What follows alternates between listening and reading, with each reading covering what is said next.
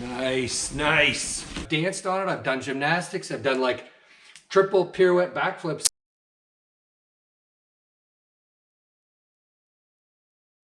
G'day folks, it's DIY Guy 123 here, bringing you another do-it-yourself video.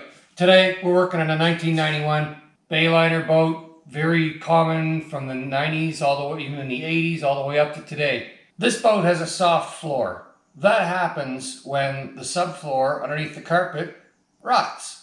That happens when the boat is left uncovered or allowed to fill up with water.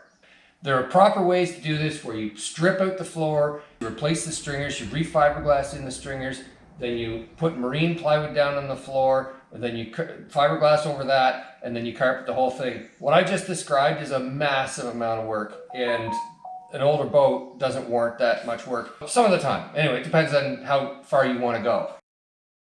Because the carpet's in such good condition, I don't want to tear it. I'm hoping to replace the floor, put the same carpet back down. The wood under it has given up. Here, it's already starting to come up.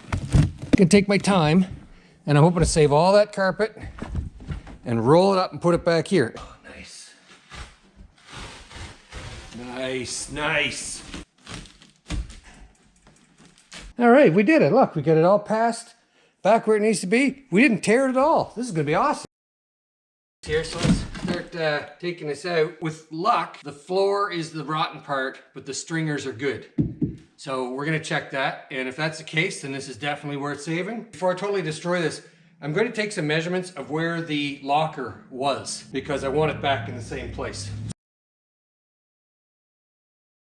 Okay folks, it's time to be pragmatic with this older boat. I've checked, and the only place the floor is soft is over top of the locker, which is great. It's very isolated.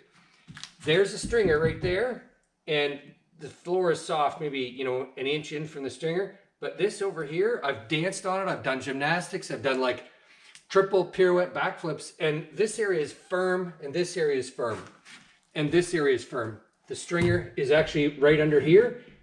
Forward of the stringer is soft, but behind it is firm.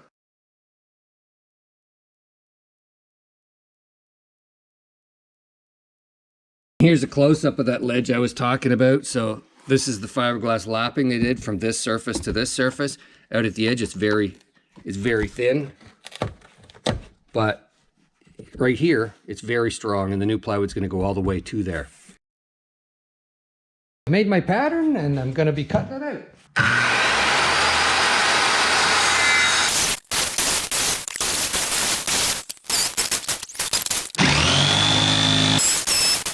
And here I am routing the edges in areas where the fiberglass is rounded. This is the bottom side, that's the top side.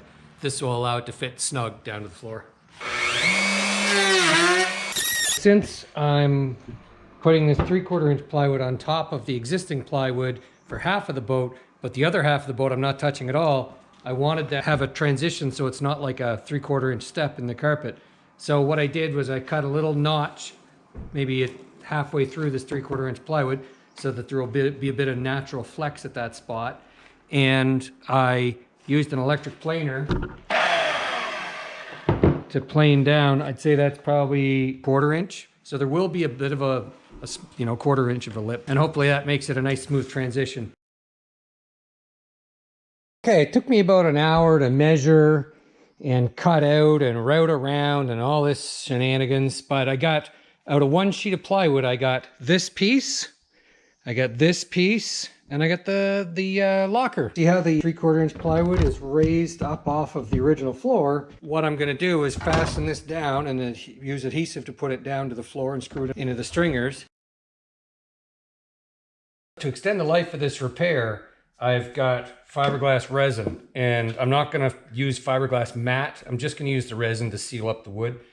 I'm gonna seal all surfaces, so you have to do it before you put the wood down, before you install it. And certainly along the edges, it's especially important.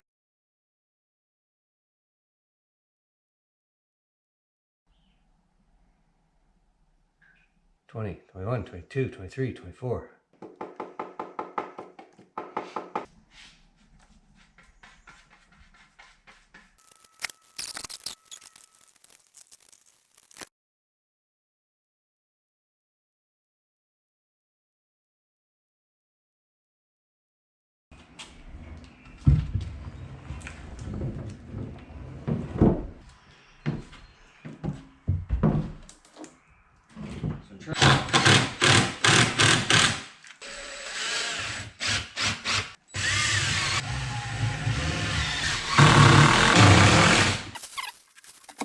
so I've got PL400 construction adhesive laid all over the contact areas, and we're going to drop this plywood down here, and I'm really going to try not to get any of the wet fiberglass resin on the carpet.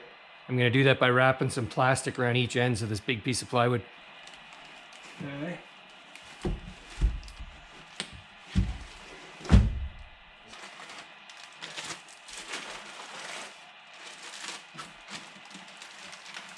Let's screw this thing down and try not to screw through the hull.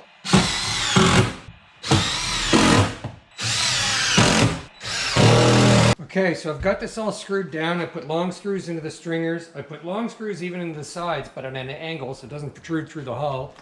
And this area right here is over the fuel tank. Put like 3/4 inch screws because I've got 1/2 inch plywood here, original, and then I've got 1/4 inch. This is thinned down to about 1/4 inch right here.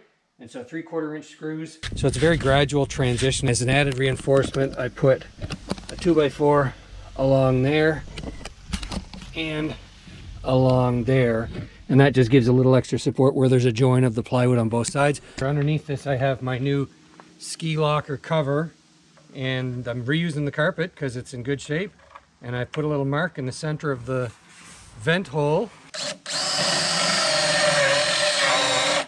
Now, whenever you're running a hole saw through a piece of plywood, it's best to not run it all the way through. Put it through part way and then flip it over and drill it the rest of the way from this side, and that way you don't get any jagged edges. You use a trowel that has notches in it, and that way when you're done applying it, there are ribs of glue. So it's not like a flat trowel where you put a ton of glue all over every which way. You want those ribs. Okay, so I've got an even layer of the glue on the adhesive, and I'm taking my carpet and being very careful to drop it to center it in that hole. You try to not get it on your fingers, which I just did, but I'm gonna clean my finger on the back of the carpet that's going down. And as far as like adhering the carpet to the adhesive, this is pretty much all you need. There's probably a roller you could get, but that's too fancy for me.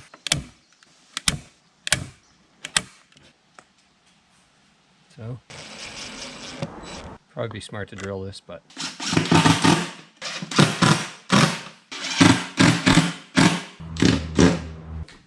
There you go.